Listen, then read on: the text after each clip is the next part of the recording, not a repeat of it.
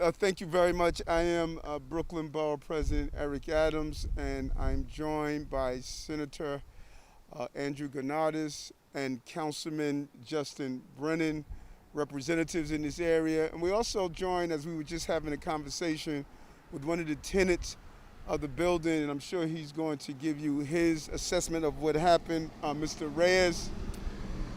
And we're joined also by the district manager of this area, Josephine Beckmann, who I'm sure she could tell you about the number of calls she received in the community board's office, Community Board 10. We're here in Dyker Heights because of the number of calls and complaints that we have received all over the borough, particularly in this community, in Gounardes, parts of Crown Heights, and several other areas that were really impacted by the recent storm that came into the city area. Isaias is one of the most destructive storms that have hit this community, and it just really starts to ask a question. How many times do we have to go through the storm before we realize that storms are going to continue to come, and they're going to get increasingly more destructive if we don't do something that's different in many ways? And so today, we are doing an analysis of the impact of this storm in our city. Over 260,000 people in New York and Westchester were left without power. Some are still left without power today. 8,500 down trees, 5,000 down limbs. One of those 8,500 down trees is behind us. Not only is it destructive to the building, but to property, and destructive to the lives of the people who live here in this community. This tree is only representative of the destruction and the long last continuation of that destruction by the small movement of government and the small steps that's taken by the Parks Department and other city agencies that are affiliated. But the storm did not only destroy property, but it took a life. A 60-year-old man in Queens, a life was taken from us after a tree fell on his car while he was in it. Another Brooklyn woman was hospitalized in critical condition after a tree branch fell on her. And so the impact of this storm is extremely significant. And as I stated, this is the second most destructive storm in history behind Hurricane Sandy here in the New York City area. And what we need to really focus on, and this is probably the most important part of why we're having this press conference, is that the storms are coming earlier. And this storm has hit our shores extremely earlier than normal. Normally the ninth such storm doesn't appear until October. As you know, we're in August. That's how early the storm arrival, and how it's going to continue to be earlier storms and predicted to be more destructive. And it impacts our community, particularly in the outer boroughs. I can't help to believe that this slow outer borough response is reflective of how many of our agencies see what happens in the outer boroughs are not as severe and significant than what happens in our business center, but it is just as important, and we need to understand that.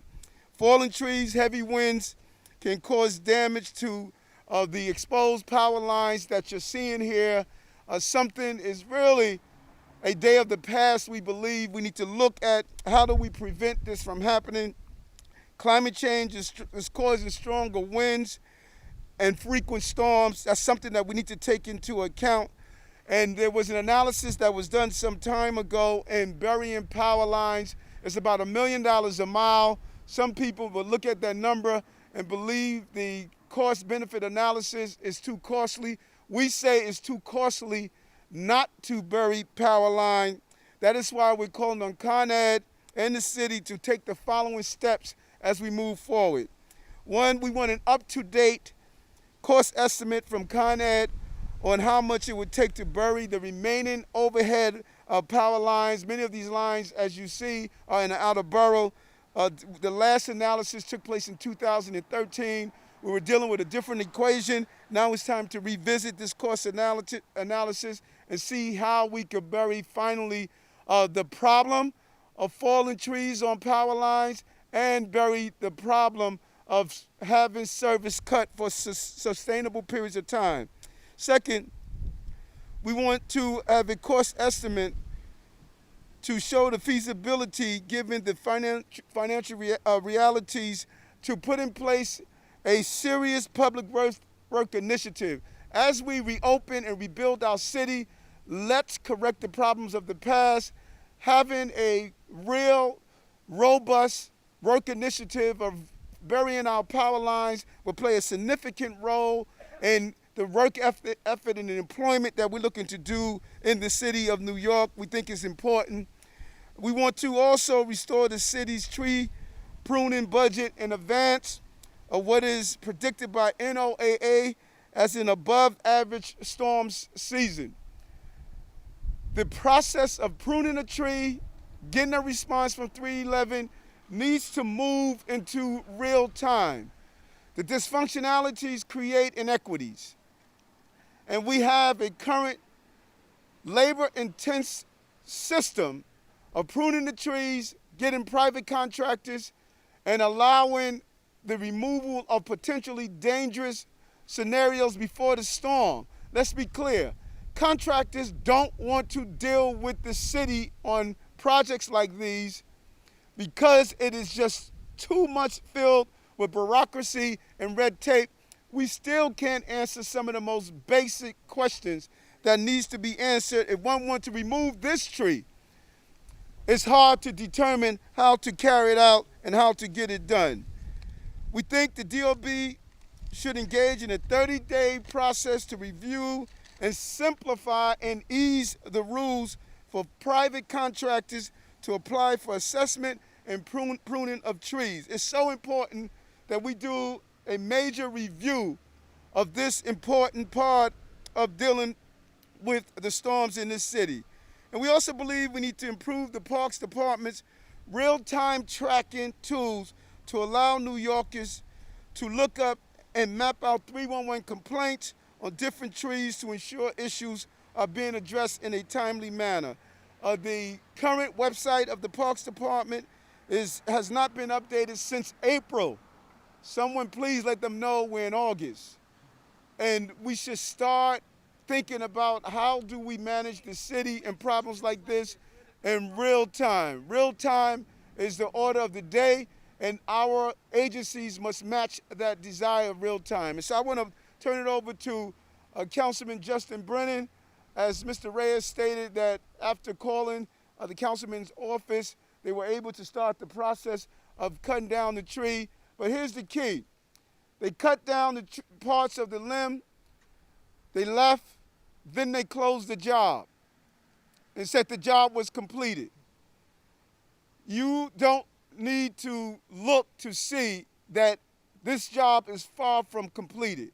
There needs to be a system that clearly shows the immediate threat was concluded, which was hitting the actual structure, but then there needs to be a follow-up to complete this task and not close the ticket as the job is completed and leave the homeowners in this space of uncertainty. That is why we're here drawing attention to this very serious problem. Councilman? Thank you. Thank you, Borough President. What kind of message does it send when the night before the storm, on the eve of the storm, the mayor is down at South Street Seaport making sure everything is under control, completely forgetting about the other 4 boroughs? We're here today, a lot of reason why we're here today is because we're tired of the outer boroughs being the forgotten boroughs.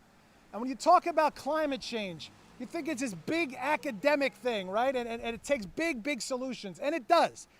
But it also takes smaller solutions. It also takes not ignoring basic maintenance and basic care of trees like this. The reason why hundreds of thousands of people are without power, and people are still without power today, is because trees like this were ignored. There is a direct connection between trees like this being ignored for maintenance and the massive power outages that we saw. We're going to put together a report with Community Board 10, and I can guarantee you, without even looking at the numbers, that 50% of the trees that fell down in this area had already been reported by neighbors to 311. Whether it was after Sandy or whatever it is, neighbors saying, look, the tree outside my house, I think it's a problem. You got to get someone out here to check it out. It needs to be pruned. I think it's leaning. A branch fell off. It looks like it's going to fall. Because of decades of underfunding the Parks Department and gutting the Parks Department, the workers don't have what they need, the resources they need to respond to all these calls. So the calls go unchecked, and then this happens. There's a direct relationship between someone calling 311 about a tree condition and what happened a week ago. Here we are today, a week later. It's been a week since this storm, and we're still recovering. We're getting tired of recovering. We need to be prepared. What are they saying? An ounce of prevention is worth a pound of cure? In the outer boroughs, we'll be lucky if they give us a teaspoon of prevention. We need some help out here. The neighbors know their blocks like nobody else. 311 is supposed to be a tool that the neighbors can reach out and get something done. Little issues like this that turn into big issues. This tree that maybe needed a little checkup that could have been prevented impacted thousands of people having their power out. There's a direct connection there. It's got to be changed. We give the workers endless credit for the work they've done over the past week, but I can't help but think if we had paid attention to this stuff earlier, we would have been able to get back on our feet much quicker. You talk about the tale of two cities, it comes down to a tale of two kinds of power lines. The reason why Manhattan didn't have a lot of power outages is because they don't have overground power lines. We've asked Con Ed a million times, what would it cost? They'd tell us, these aren't the droids you're looking for, it's too expensive, don't even ask. But my question to you is, how many times are we gonna have to be in the same situation? How much does this recovery cost? You're telling me that eventually the cost of burying the power lines is going to be cheaper than the cost of always having to deal with stuff like this. We need prevention. We need to be prepared. We don't just need to recover. And that's something that I'm working on as chair of the Resiliency Committee in the City Council, that 8 years since Hurricane Sandy, apparently we haven't learned very much. Thank you. And the Senator Andrew Gounardes. Thank you very much, Borough President. I'm State Senator Andrew Gounardes. You know, one of my favorite song lyrics says, how come they always fix the bridge after somebody has fallen? And we keep singing that song over and over and over and over again, especially here in the neighborhoods of southern Brooklyn. We're over it. We're done. This could have been prevented. The massive outages across the outer boroughs could have been prevented. The thousands of downed trees in the outer boroughs could have been prevented. We have come off the seven richest years in the city's history. We've grown our city budget by $20 billion, and yet we have cut funding to the essential services that people expect from their city. Checking on trees, pruning down branches, having a fully functioning 911 call system that doesn't have you leave a voicemail in case of an emergency. I mean, people expect their city to function. People expect when they pay their taxes every single year, which have not gone down, have only gone up, they expect to get a level of service that makes this city livable for them. When we have a tree that crashes into two houses, that come and gets cut, and then is marked complete when it's still lying here on the sidewalk, people lose faith in government. People lose faith that they know they can call the city, that they're going to come and help them when they're having a problem. Lose total faith in it. We have had enough. Enough is enough. Our city needs to do better. Our city needs to do better. It's been 1 week since the storm. There are thousands of trees across southern Brooklyn that have not been cut yet. Where's the mayor? Where's the mayor? How come the mayor hasn't gone to every single neighborhood to see firsthand the damage that's been done, to witness firsthand what it's like when you have 95 degrees of heat and you still don't have power in your house? And Con Ed is telling you that the closest refrigeration truck is 5 miles away. Well, that's really great if you're a senior and you can't travel out of your neighborhood. The mayor needs to be out here seeing this firsthand for himself. Not speaking about it behind a desk in City Hall, not taking a picture in one borough and assuming that speaks for everything. He needs to be out here seeing this firsthand for himself. And if he's okay with results like this, well then that's a big travesty, because no one is okay with results like this. We expect more and we demand more from our city. Thank you. Thank you. Well said, Senator. And we're going to bring on the district manager of the community board, and then we'll hear from Mr. Reyes, who is a tenant here in the building. Josephine? Thank you, Mr. Borough President, our councilman and state senator, who said it very well.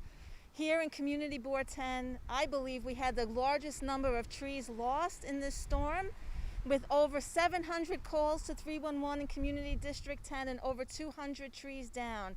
I mean, for many of you, if you just look around, if you're not familiar with Dyker Heights or Bay Ridge, we have beautiful, magnificent trees that need to be cared for. We need a proactive response from government, not a reactive one. We need to take care of these magnificent trees and not to have a pruning cycle that's anytime from 7 to 10 years. It's unsafe, it's not working. The residents of our district have called into our elected officials, the community board, really hoping to change this. We cannot go through this again. All of Dyker Heights has our power lines above ground, and being lined with these magnificent trees, it's just a recipe for disaster if we don't begin to change this reactive policy. We need to do more, and I'm happy to be here today, and I'm very grateful for the elected officials who are taking this head on. Thank you. Thank you. And Mr. Reyes, who's a tenant here, and while he's up at the mic, you could also, if there's some questions you want to ask him about what happened. He was home at the time.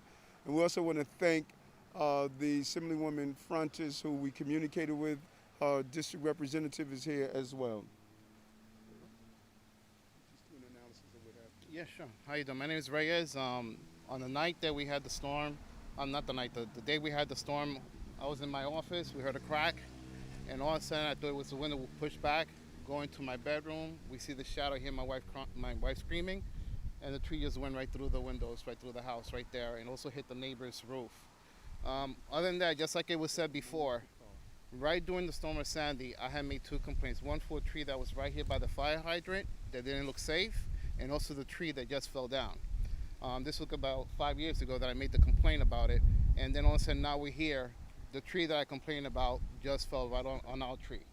You know, we were without light, without power for about 3 days, and it wasn't until our neighbors, everyone else contacted Justin Brannan, the councilman, also the assemblyman. Within 3 or 4 hours, we started getting Con Edison started coming here. They at least made the way just for us to get power, and then the city parks came in just to cut parts of the tree off of the house. However, on Friday, I get an email saying that it's been completed. As you can see, it has never been completed, has never been removed. It's still right behind me. The other concern is I had to do another report with 311 just a couple of days ago to let them know the tree has never been removed. Not only has it not been removed, we have the trunks that are facing right at the houses right now. If any storm, any winds come in, our concern is that the tree will shift right where the car is at, and they'll go back again into our same situation that we're in before.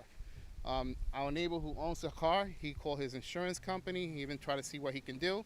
Still can't get an answer. They can't remove the car, and he's still paying for the insurance. Other than that, I don't know. You know, basically.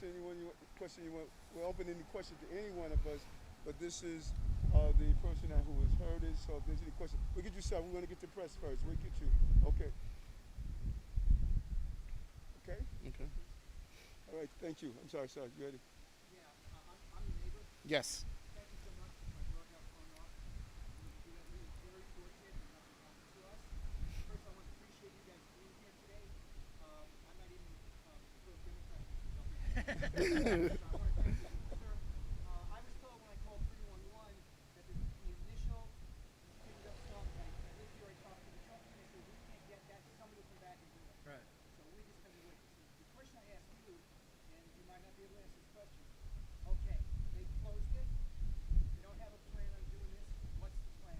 What's going to take, and how long can we expect this to be here before you guys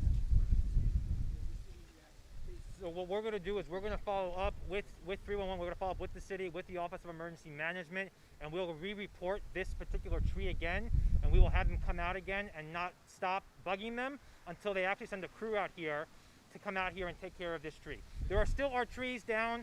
I don't want to seem like this is the only tree left, because there are trees, and the workers are trying to get to them as quickly as possible. but at least don't mark it closed. Right. Because when you mark it closed, it seems like the city is now turning their back on you. That's the worst thing we want. If this was still marked open, it's difficult, we understand, we're still trying to recover. So they need to come here, they need to do an assessment, and they need to give us a timeline. When we all get back to our offices, we will jointly do that, and we'll make sure that we stay in contact with you to make sure that we get answers for you. Yeah. All right, thank you. Thank you. Thanks, Station. Thank you. They started cutting part of it, but then that Friday I get an alert saying that the city park is completed what they were supposed to do. He's still here, you know? Last time I checked, They wait a minute, so Parks gave you... closed out. I guess 311 and they closed out a case Okay. saying that it was been completed. I was thinking, it hasn't been completed. They cleared out the branches here and everything. But still, and that's our neighbor right there. That's the one who owns the park right there. And he's Yellow been, shirt? yeah, he's been calling insurance companies